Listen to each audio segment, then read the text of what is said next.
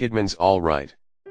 Acting runs through my blood, says Nicole Kidman, referring not to her family background. Her father was a biochemist, her mother taught nursing, but to her passion for performing both in films and on the stage. Here, for her 51st birthday, are 25 prime examples of that passion at work.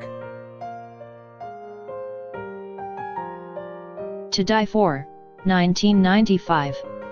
Nicole Kidman was already famous when she took the lead in director Gus Van Sant's 1995 black comedy To Die For, but it was her portrayal of a murderous narcissist who dreams of being a world-famous TV anchor that really made her a star. The Australian actress is wickedly beautiful and wonderfully electric. And when she dances in the headlights of Joaquin Phoenix's car, Kidman ignites the screen. Eyes Wide Shut, 1999. Kidman had already co-starred in two previous films with husband and megastar Tom Cruise, Days of Thunder and Far and Away, but it's in director Stanley Kubrick's final film that the actress comes to the fore and even overshadows her real-life husband. In Eyes Wide Shut, a haunting, erotic drama about a troubled marriage, Kidman commands your attention whenever she's on the screen.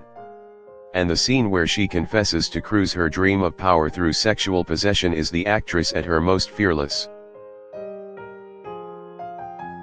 The Hours, 2002.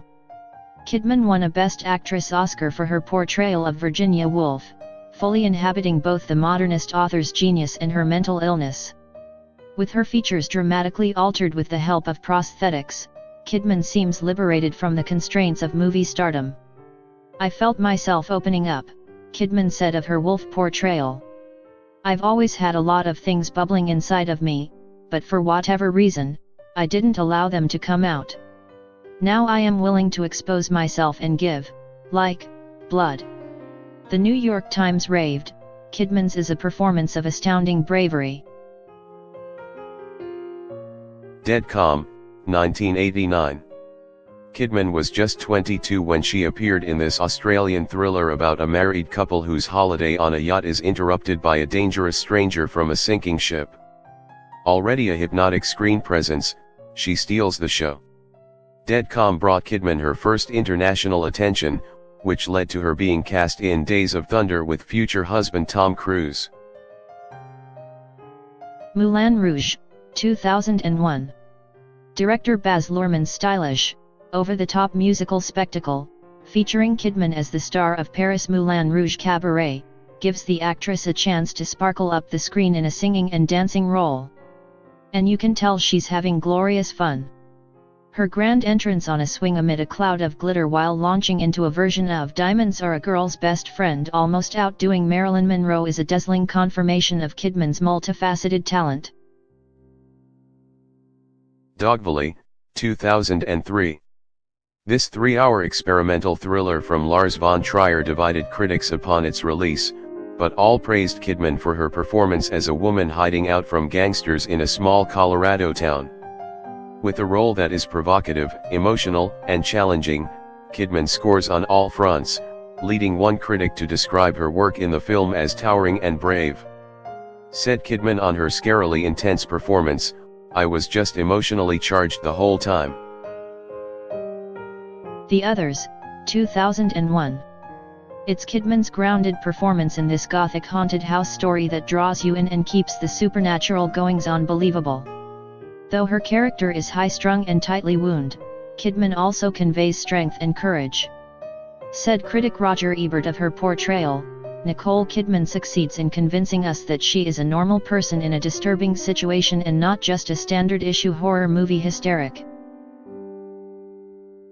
The Beguiled, 2017. In her portrayal of Miss Martha, the headmistress of a girls' school in the Civil War-era South that's thrown into disarray when they decide to take in a wounded Union soldier, Kidman is all cold, calculating business. It's a regal, witty performance. And when, late in the film, Kidman commands her charges to go to the smokehouse. "Get the saw now," before vengefully amputating Colin Farrell's broken leg, it's at once campy and frightening. Days of Thunder, 1990. This is the big-budget movie that first brought Kidman to the attention of American audiences, and for the next decade into a highly chronicled marriage with CO star Tom Cruise. Though the actress as Cruise's neurosurgeon love interest isn't given much to do, more than a few jaws dropped when initially encountering Kidman's timeless red-haired beauty. Rabbit Hole, 2010. Kidman produced the movie version of the 2005 play Rabbit Hole, about a married couple trying to cope with the death of their young son. In the words of The Hollywood Reporter, Kidman grabs the central focus of the story as the more distraught of the two. The performance is riveting because she essentially plays the entire film at two levels, the surface everyday life and then what is turning over and over again in her mind. Despite her movie star looks, Kidman says that she's a character actor at heart. I remember I watched The Wizard of Oz when I was around 8 or 9, and I wasn't interested in playing Dorothy. I was interested in playing the Wicked Witch. Birth, 2004. In Birth, Kidman is confronted by a 10-year-old boy who states that he is the reincarnation of her husband, who had died 10 years earlier. With her famous locks shorn, Kidman's performance is all in her face, rendering every moment of doubt and hope in her delicate features. At one point, when her character is at an opera, the camera lingers on her in an uncut close-up for a full 3 minutes as she communicates the emotions she is struggling with. It's a flawless performance. The Portrait of a Lady, 1996. In director Jane Campion's adaptation of the classic Henry James novel, Kidman plays a young American woman of privilege and misfortune in 1870s Europe. Commanding the screen from inveterate scene stealer John Malkovich, Kidman guides us through a kaleidoscope of emotions while laced into a corset and layers of fabric. It's a stellar performance in a somewhat uneven film. Paperboy, 2012. With her peroxide blondness and false eyelashes, Kidman oozes dime store pulchritude in this nasty, funny movie about a trashy femme fatale who has formed a romantic pen-pal relationship with a convicted cop killer, John Cusack, on death row. And Kidman's first prison visit, where she brings the shackled Cusack to orgasm from 10 feet away is, well, eye-popping. Fur, 2006. Subtitled An Imaginary Portrait of Diane Arbus, this film presents Kidman as the legendary photographer at the start of her career. A former circus freak, Robert Downey Jr., who suffers from hypertrichosis, a form of extreme hairiness, becomes her muse, introducing her to a new and previously unexplored world. Though Kidman was an unlikely choice for the role of the short, dark photographer, she gives an intense, even sensual performance, particularly in the scene where she shaves Downey's body before they make love. I had an incredibly deep, spiritual connection with her, said Kidman of Arbus. Cold Mountain, 2003. Kidman and Gone to War lover Jude Law actually share minimal screen time in this romance set during the Civil War. But it's Kidman's fierce portrayal of Ada, a woman enduring and overcoming a harsh fate, that resonates and makes the film worth seeing. From the minute I read Cold Mountain I just grasped Ada, said Kidman. I love Ada and I could absorb her so quickly and so easily. Lion, 2012.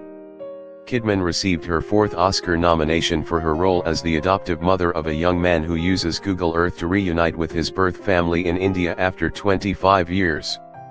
Reverting to her signature 1980s curls, she drew on her own experience as a mother, both adoptive and biological, to create her character in this true story, which leaves the audience teary-eyed in the end.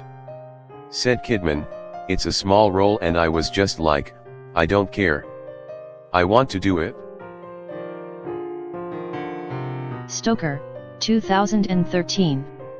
It's one of her most underrated performances. This Hitchcockian thriller gives Kidman a great chance to play a character who's cold and distant on the surface but unstable and disturbed underneath. The film, which revolves around a love triangle involving Kidman, her teenage daughter and a charming, long-absent uncle, gives Kidman a wicked concluding monologue about the travails of motherhood. When she tells her daughter, "Personally speaking, I can't wait to watch life tear you apart," we believe that she truly means it. The Human Stain, 2003. Kidman co-stars with Anthony Hopkins in this adaptation of Philip Roth's novel about an African-American college professor who for 50 years has passed as white. Though oddly cast as Hopkins' much younger and emotionally scarred working-class lover, Kidman gives a performance that Rolling Stone magazine called mesmerizing. Margot at the Wedding, 2007. As a respected short story writer who leaves Manhattan to attend the wedding of her sister, Jennifer Jason Leigh, at the family home in the Hamptons, Kidman, says Rolling Stone, ignites in her scenes while delivering on all fronts. Venomous and snotty, it's Kidman at her waspish best. The Blue Room, 1998. Kidman has appeared in several stage productions, most notably in London and on Broadway in playwright David Hare's erotic The Blue Room. Playing 5 characters: a prostitute, an au pair, a married woman, a model, and an actress, Kidman got to show off her character actor chops to much critical acclaim. A brief bit of onstage nudity sparked more media attention than the quality of the play, but it also contributed to brisk ticket sales. In a Way, 1992. Though Australian, Kidman with her fair skin and flame-haired ringlets was born to play an Irish lass, doing so opposite Tom Cruise in this Ron Howard-directed epic about 2 immigrants seeking their fortune in 1890s America. And while the movie itself was derided by critics as an overblown visual spectacle, Kidman is the most radiant blue-eyed Colleen this side of Maureen O'Hara in The Quiet Man. Paddington, 2014. Free to ham it up in this live-action comedy based on the Paddington the Bear children's books, Kidman goes all out as Millicent, Paddington's brilliantly sinister taxidermist foe. The actress inhabits the role with wicked humor, and, as the mother of 4 children, clearly relishes the opportunity to send a few shivers down the collective spines of her young audience. "My 6-year-old is like, well, it's always the best role, the villain," said Kidman. "She loves all those sorts of, bad girls." 9, 2009. This musical adaptation of Federico Fellini's semi-autobiographical 1963 film 8 1/2 features Kidman in her first singing and dancing role since Moulin Rouge. The film itself was a bit of a bomb, but Kidman's lovely voiced singing proved once again that she could both carry a movie and a tune. Flirting, 1991. Kidman had yet to become a household name when she appeared in this 1991 Australian coming-of-age film about teenagers in a private academy. But the youthful Nicole is perfect as the school's icy queen, giving a thoughtful and moving performance that to anyone fortunate enough to see it was a wonderful surprise and a harbinger of performances to come. Thanks for watching. Please subscribe to channels.